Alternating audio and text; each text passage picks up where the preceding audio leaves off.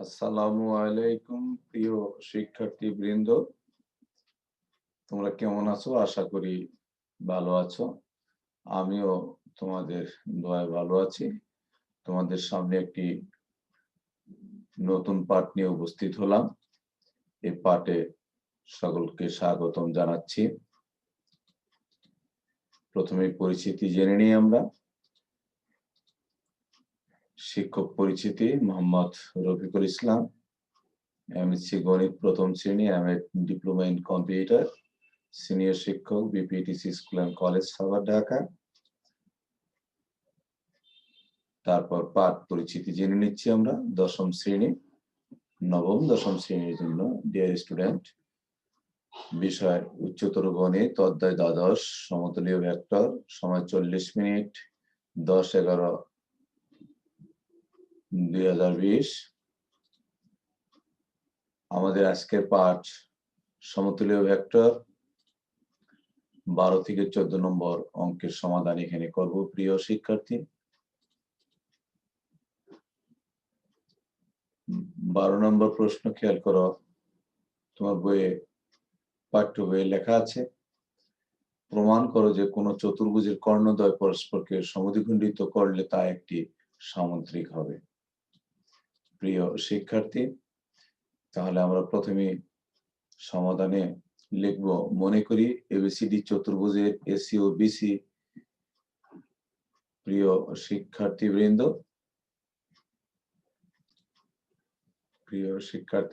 তাহলে কি হলো? এবিসিডি চতুর্ভুজের এসি ও বিডি কর্ণদ্বয় পরস্পরকে ও বিন্দুতে সমদ্বিখণ্ডিত করেছে। প্রমাণ করতে হবে যে এবিসিডি একটি সামুদ্রিক। তাহলে একটা চিত্র দিতে হবে, এভাবে নির্দেশনা চিহ্ন, তীর চিহ্ন দিয়ে তুমি দেখাই দিবে কোথা থেকে। যেমন এ থেকে বি এর দিকে গেছে, দিক পরিবর্তন করে বি থেকে সি এর দিকে রশ্মিটি গিয়েছে। এরপরে যেহেতু সামুদ্রিক হবে, সামুদ্রিকের রেখাগুলো বিপরীত বাহুগুলো পরস্পর সমান ও সমান্তরাল হয়। এই কারণে প্রথমটার দিক হলো এ থেকে বি এর দিকে, দেখো তার বিপরীত রাশিটাও ডি থেকে সি এর দিকে একই দিকে গেছে। আবার দেখো বি থেকে সি এর দিকে গেছে, এটার বিপরীত বাহু হলো এডি, এডি হলো এ থেকে ডি এর দিকে, মানে দিকগুলো একই থাকবে। সমান ও সমান্তরাল হলে, সমান্তরাল বা একই রেখা হলে দিক একই থাকে। এই চিত্রটা পাশে দিয়ে দিবে। তারপর মনে করি কোন নির্দিষ্ট মূলবিন্দুর প্রেক্ষিতে এ বি সি ডি বিন্দুগুলোর অবস্থান vector, A B C D অবস্থান ভেক্টর বোঝাতে নিচে আন্ডারলাইন করে দিতে হয়। তোমরা দিবে এটা। এসি এর মধ্যবিন্দু ও হয়, ও বিন্দুর অবস্থান ভেক্টর কি হবে? মধ্যবিন্দু। তার মানে এসি এর অবস্থান ভেক্টর এবং সি এর অবস্থান ভেক্টরের যোগফলের অর্ধেক হবে, যেহেতু মধ্য মানে মাঝখানে, তাহলে মাঝখান করতে হলে তো 2 দ্বারা ভাগ দিতে হয়। তাই আমরা লিখেছি ও বিন্দুর অবস্থান ভেক্টর হাফ ইন্টু এ প্লাস সি। আবার বিডি এর মধ্যবিন্দু ও হয়, ও বিন্দুর অবস্থান ভেক্টর হবে হাফ বি প্লাস ডি। অবস্থান ভেক্টর গুলো আমরা যোগ করে দিয়েছি। প্রিয় শিক্ষার্থীবৃন্দ, একটি জিনিস খেয়াল করো, এস এর মধ্যবিন্দু ও, তার অবস্থান ভেক্টর পেয়েছি হাফ এ প্লাস সি। আবার বিডি এর মধ্যবিন্দু ও, এখানে ও বিন্দুর অবস্থান ভেক্টর আমরা পেয়ে গেলাম half into B plus D. O বিন্দু কিন্তু একই আছে, ও বিন্দুর অবস্থান ভেক্টর উভয় ক্ষেত্রে। এই কথার অর্থ হলো আমরা লিখতে পারি উভয় একই বিন্দু ও এর অবস্থান ভেক্টর হওয়ায়, তাহলে আমরা দুইটা সমান দিতে পারি। Half A plus C is equal to half b plus d, or দুই পাশ থেকে যদি তুমি ক্যান্সেল করে দাও হাফ হাফ, তাহলে থাকতেছে a plus c is equal to b plus d। এখন উভয় পক্ষ থেকে যদি a plus d বিয়োগ করো, আর যারা ভার্সনে আছো তারা বলবে subtract from the both side of the equation a plus d। শুধু ভাষাগুলো ট্রান্সলেট করে দিয়ে তুমি এটা লিখতে পারো। Both side of the equation মানে সমীকরণের উভয় পক্ষ থেকে এটাকে আমরা বিয়োগ করে দিলাম। তাহলে বিয়োগ করে দিলে আমরা জানি বিয়োগ চিহ্ন দিয়ে যদি পরবর্তী রাশির ব্র্যাকেট উঠাইতে হয়, গুণ করতে হয়, তার মানে ব্র্যাকেটের মধ্যে যা চিহ্ন থাকবে তা উল্টে যাবে।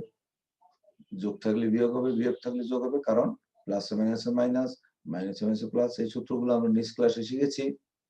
এখন একটা জিনিস খেয়াল করো প্রিয় শিক্ষার্থী, তুমি বাম পাশে দেখো এ এ ক্যান্সেল হচ্ছে, ডান পাশে হলো ডি এবং ডি ক্যান্সেল হচ্ছে, থাকতেছে কি সি মাইনাস ডি, এবং বাম পাশে থাকতেছে বি মাইনাস এ। কিন্তু এ বি সমান সমান আমরা কি লিখতে পারি, এ বি ভেক্টর সমান সমান বি মাইনাস এ। এখানে কিভাবে আসলো এটা একটু ব্যাখ্যা করতেছি। পরের বিন্দু হলো বি, পরের বিন্দু থেকে আগের বিন্দুর অবস্থান ভেক্টর বিয়োগ দিতে হয়। এটা যদি বি এ হতো তাহলে আমরা লিখতে পারতাম এ মাইনাস বি। আমি কথাটা আবার বলতেছি, এখানে বিন্দু এ এবং বি, বি এর অবস্থান ভেক্টর থেকে, অর্থাৎ পরের যে বিন্দুটি থাকবে সেই বিন্দুর অবস্থান ভেক্টর থেকে আদি বিন্দুর প্রথম বিন্দুর অবস্থান ভেক্টর বিয়োগ করলে ওই ভেক্টর সমান সমান পাওয়া যায়। তদ্রূপ আমরা যদি ডিসি ভেক্টরের বলি তাহলে সি হলো পরের বিন্দু, সি বিয়োগ ডি লিখতে পারবো আমরা। তাহলে এক্ষেত্রে আমরা তাহলে লিখতে পারি কি, এ বি ভেক্টর সমান সমান ডিসি ভেক্টর লিখতে পারি। দুটি ভেক্টর কখন সমান হয়? দুটি ভেক্টর তখনই সমান হয় যখন তারা হয় সমান্তরাল হবে অথবা একই সরলরেখায় অবস্থান করবে। যেহেতু এখানে এবি এবং ডিসি একই সরলরেখায় অবস্থান করে না, অতএব তারা সমান্তরাল। এই কথাগুলো আমার আগের ভিডিওতে লেখা আছে প্রিয় শিক্ষার্থী বৃন্দ, আমার আগের ভিডিওগুলো দেখবে। এটা ভেক্টর 12 অধ্যায়, যে 12তম অধ্যায়ের এটা 3 নম্বর পর্ব আমি দিয়েছি। এর আগে প্রথম পর্ব, দ্বিতীয় পর্ব আছে। এই 3 নম্বর পর্বে ওই পর্বগুলো যদি তুমি দেখো, প্রথমটা এবং দ্বিতীয় ভিডিওটা, তাহলে এটা আরো ক্লিয়ার করে বুঝতে পারবে তুমি। যারা এখনো দেখোনি তারা প্রথম এবং দ্বিতীয় ভিডিওটি দেখে নিবে, দেখে নিলে এটা ক্লিয়ার হয়ে যাবে। তাহলে আমরা পেলাম কি, আমরা পেলাম এবি এবং ডিসি ভেক্টর সমান্তরাল, কারণ এই রেখা দুটি আমরা দেখেছি চতুর্ভুজের বিপরীত রাশি। তাহলে এরা হয় একই সরলরেখায় থাকবে অথবা এরা সমান্তরাল হবে। যেহেতু একই সরলরেখায় নয় তাহলে সমান্তরাল, আবার এরা সমান। যদি আমরা দুই পাশে মডুলাস নিই, মডুলাস নিলে ভেক্টর চিহ্ন উঠে যায়। মডুলাসের কথার বাংলা অর্থ হলো পরম মান। সেখানে কোনো দিক থাকবে না, প্লাস মাইনাস থাকবে না, শুধু পরম মান। তার মানে একটি চতুর্ভুজের বিপরীত রাশি দ্বয় যদি সমান ও সমান্তরাল হয়, তখন আমরা রাশিটাকে কি বলতে পারি, রাশিটাকে সামুদ্রিক বলতে পারি। দুটি বিপরীত রাশি পরস্পর সমান ও সমান্তরাল হলে অপর দুটিও সমান ও সমান্তরাল হয়, এই জন্য আমরা এটিকে সামুদ্রিক বলতে পারি। তাহলে এটি প্রুফ, অর্থাৎ 12 নম্বর প্রশ্নের সমাধান এখানে সমাপ্ত হলো। এখন আমরা 13 নম্বর প্রশ্নে চলে যাব। 13 নম্বর প্রশ্ন, প্রিয় শিক্ষার্থীবৃন্দ, ভেক্টরের সাহায্যে প্রমাণ করো যে ট্রাপিজিয়ামের অসমান্তরাল বাহুদ্বয়ের, কারণ ট্রাপিজিয়ামের 4টি বাহুর মধ্যে 2টি বিপরীত বাহু সমান্তরাল থাকে আর 2টি বিপরীত বাহু অসমান্তরাল থাকে। এখানে বলা হয়েছে অসমান্তরাল বাহুদ্বয়ের মধ্যবিন্দু সংযোজক সরলরেখা, মধ্যবিন্দু নিব, নেওয়ার পর ওই দুটো বিন্দু যোগ করে দিলে যে সংযোগ হবে, সংযোগ হলে ওটাকে সংযোজক সরলরেখা বলে। সংযোজক সরলরেখা কি হবে, বাহুদের সমান্তরাল এবং তাদের যোগফলের অর্ধেক। অর্থাৎ যে সরলরেখা আমরা পাবো, এই সরলরেখাটি হবে, ট্রাপিজিয়ামের 2টি বাহু সমান্তরাল আছে, ওই 2টি বাহুর সমান্তরাল হবে এবং ওই 2টি বাহুর যোগ করলে তার অর্ধেক হবে। এই জন্য বলা হয়েছে বাহুদের সমান্তরাল এবং তাদের যোগফলের অর্ধেক হবে। এই ক্ষেত্রে আমাদের একটি ট্রাপিজিয়াম আঁকতে হবে এবং দুই বাহুর মধ্যবিন্দু নিতে হবে অসমান্তরাল বাহুদের। তাহলে আমরা চলো সমাধানে চলে যাই। প্রথমে চিত্রটা দেখে নিচ্ছি আমরা। দেখো, একটি ট্রাপিজিয়াম, এই ক্ষেত্রে এবি এবং ডিসি হলো সমান্তরাল। সমান্তরাল হলে দিকগুলো একই থাকে। আর এবি এর মধ্যবিন্দু, এডি এর মধ্যবিন্দু হলো ই এবং বিসি এর মধ্যবিন্দু হলো এফ। এখন সংযোগ করলে তাহলে ই এফ সরলরেখা পাই। তাহলে আমরা একটু বর্ণনা দিয়ে দেব। মনে করি এবিসিডি ট্রাপিজিয়ামের অসমান্তরাল বাহুদ্বয় এডি ও বিসি, এর মধ্যবিন্দু যথাক্রমে ই ও এফ। ফুল স্টপ আছে এখানে, কারণ ইংরেজি অক্ষরের পরে দাঁড়িয়ে দিবে না, ফুল স্টপ দিবে। ই ও এফ যোগ করি, প্রমাণ করতে হবে যে ইএফ বাহু বা সরলরেখা, ইএফ সরলরেখা এবি ও ডিসি এর সমান্তরাল এবং ইএফ সমান সমান half of AB plus DC. এটা তোমাকে প্রমাণ করতে হবে, এটাই তোমার বিশেষ নির্বাচন। মনে করি কোন নির্দিষ্ট মূলবিন্দুর প্রেক্ষিতে এ বি সি ডি বিন্দুগুলোর অবস্থান ভেক্টর যথাক্রমে এ বি সি ডি অবস্থান ভেক্টর বোঝানোর জন্য নিচে আন্ডারলাইন করতে হয়। এটা আমরা 12 নম্বর প্রশ্ন দেখেছি। প্রিয় শিক্ষার্থীবৃন্দ, এবার খেয়াল করো, ই বিন্দু হলো এডি এর মধ্যবিন্দু।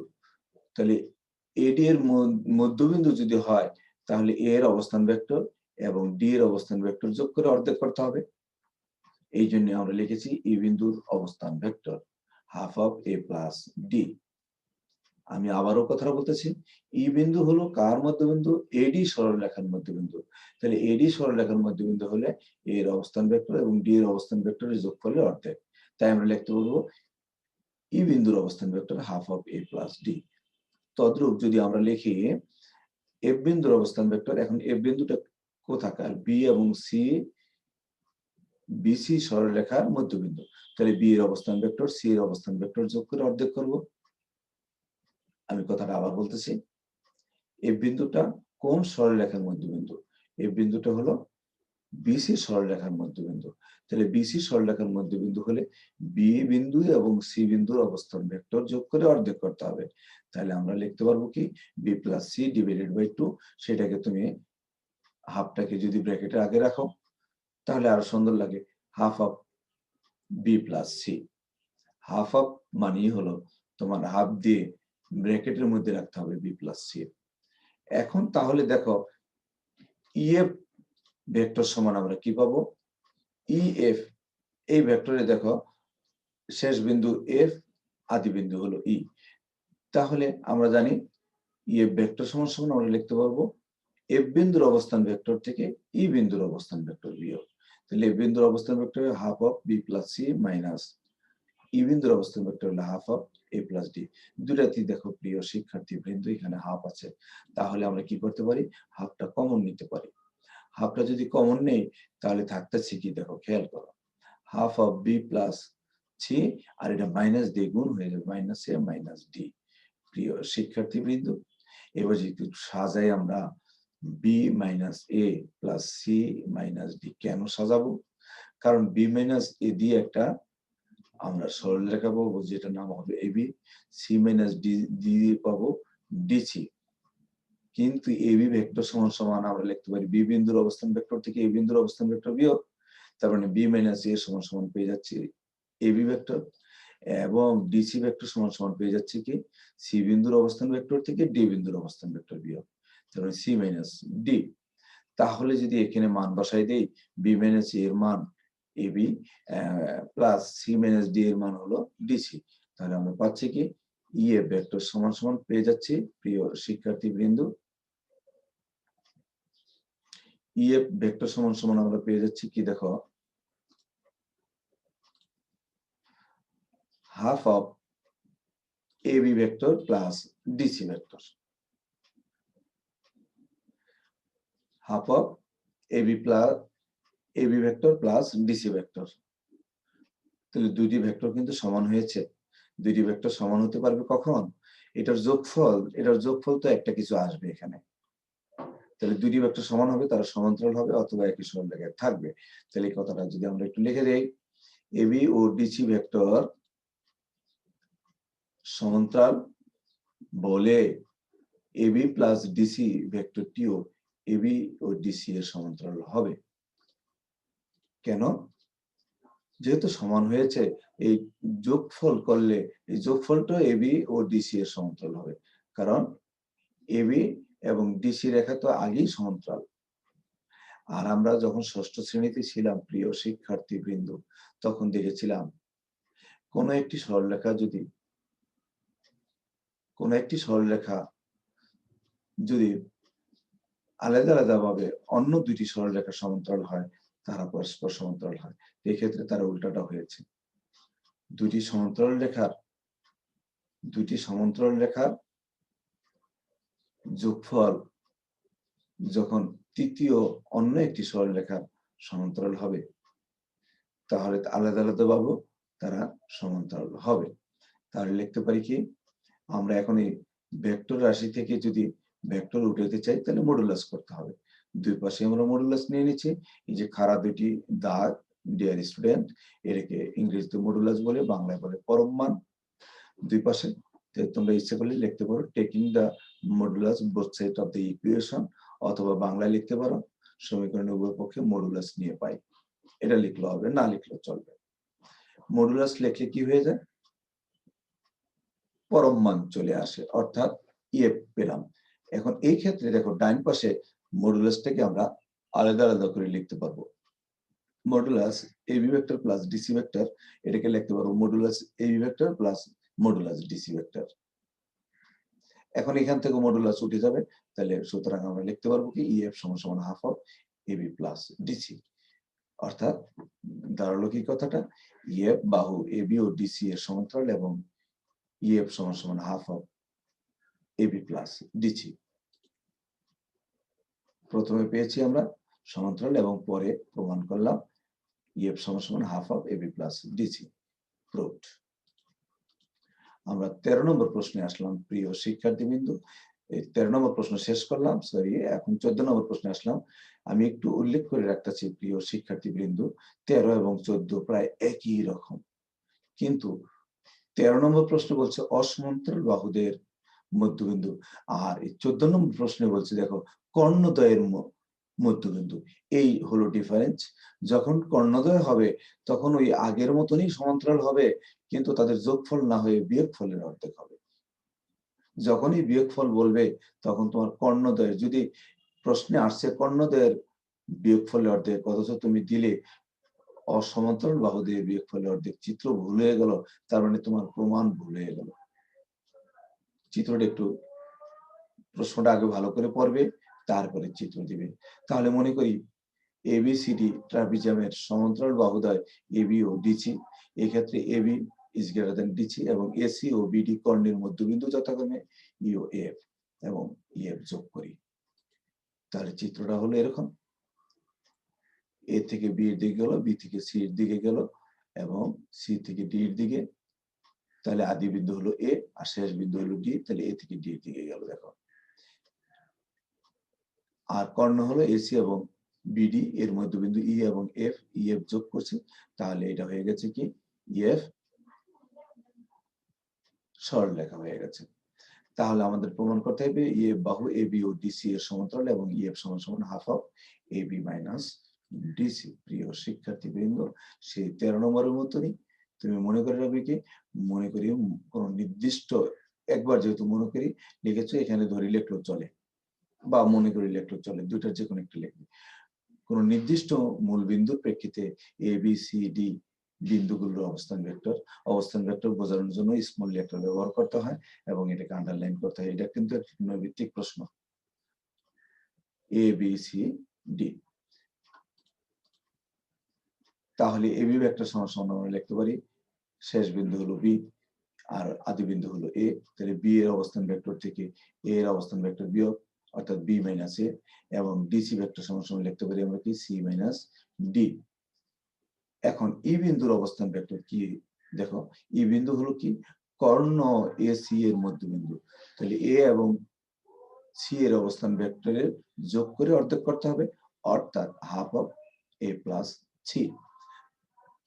এবং এফ বিন্দুর অবস্থান ভেক্টর হবে কি, এফ বিন্দু হলো বিডি কর্ণের মধ্যবিন্দু, তাহলে বি এর অবস্থান ভেক্টর এবং ডি এর অবস্থান ভেক্টর যোগ করে অর্ধেক করতে হবে, that means half of B plus D. এখন তাহলে আমরা কি লিখতে পারি, ইএফ ভেক্টর সমান সমান কি এফ বিন্দুর অবস্থান ভেক্টর থেকে তোমার ই বিন্দুর অবস্থান ভেক্টর বিয়োগ দিতে হবে। তাহলে লিখতে পারি half of B plus D minus half of A plus C. Half যদি তুমি কমন নাও প্রিয় শিক্ষার্থী, তাহলে কি থাকে B plus D minus A minus C, minus দিয়ে গুণ করলে ভিতরের চিহ্ন চেঞ্জ হয়ে যায়, এটা তোমরা বেশ ভালো করে জানো। এখন যদি একটু সাজাই আমরা, ইএফ ভেক্টর সমান সমান half of B minus A plus D minus C, কারণ বি মাইনাস এ সমান সমান আমরা এ বি লিখতে পারবো। প্রিয় শিক্ষার্থীবৃন্দ, কিন্তু এবি সমান সমান কি দেখো, একটা জিনিস খেয়াল করো, বি মাইনাস এ এবং সিডি সমান সমান হলো ডি মাইনাস সি। তাহলে এবি ভেক্টর সমান সমান আমরা কি পেয়ে যাচ্ছি, half of AB vector plus CD vector. এখন একটা জিনিস খেয়াল করো, সিডি কে যদি ডিসি ভেক্টর লিখতে হয় তাহলে কিন্তু এখানে চিহ্ন চেঞ্জ হয়ে যাবে। ইএফ ভেক্টর সমান সমান half of AB vector minus DC vector. যখনই ভেক্টরের প্রথম বিন্দু দ্বিতীয়তে, দ্বিতীয় বিন্দু প্রথমে রাখবে, অর্থাৎ বিন্দুগুলো অবস্থান পরিবর্তন করবে, তখন কিন্তু তোমার তখন প্লাস থাকলে মাইনাস হবে, মাইনাস থাকলে প্লাস হবে, চিহ্নটা চেঞ্জ হয়ে যাবে। এখন যদি আমরা এখানে মডুলাস নেই তাহলে কিন্তু এই ভেক্টর চিহ্নগুলো উঠে যাবে, আগের প্রশ্নে দেখানো হয়েছে।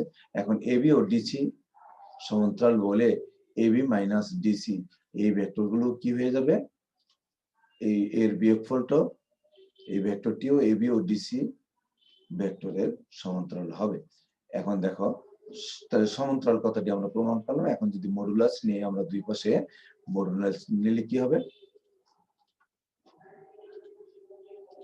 মডুলাস নিলে আলাদা আলাদা করে আমরা বাম পাশে দিয়ে ডান পাশে দিয়ে দিলাম, মডুলাসটা উঠে যাবে।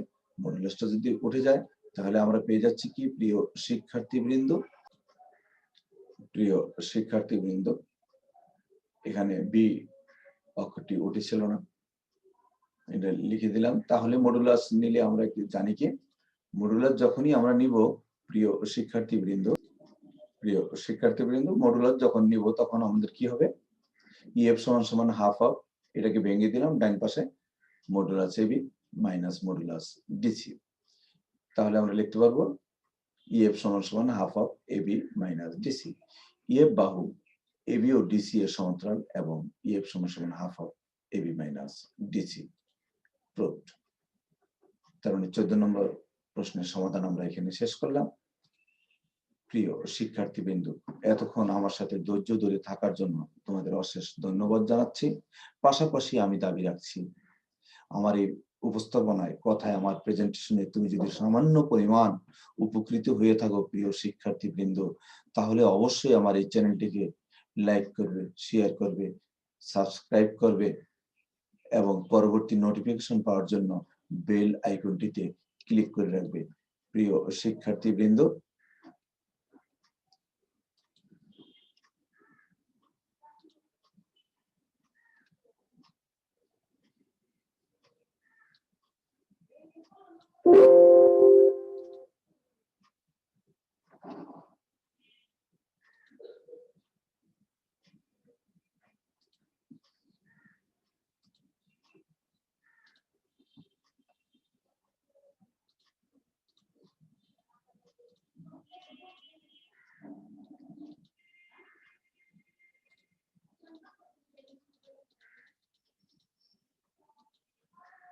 প্রিয় শিক্ষার্থীবৃন্দ, তোমাদেরকে আবারও ধন্যবাদ জানিয়ে এখানেই শেষ করছি।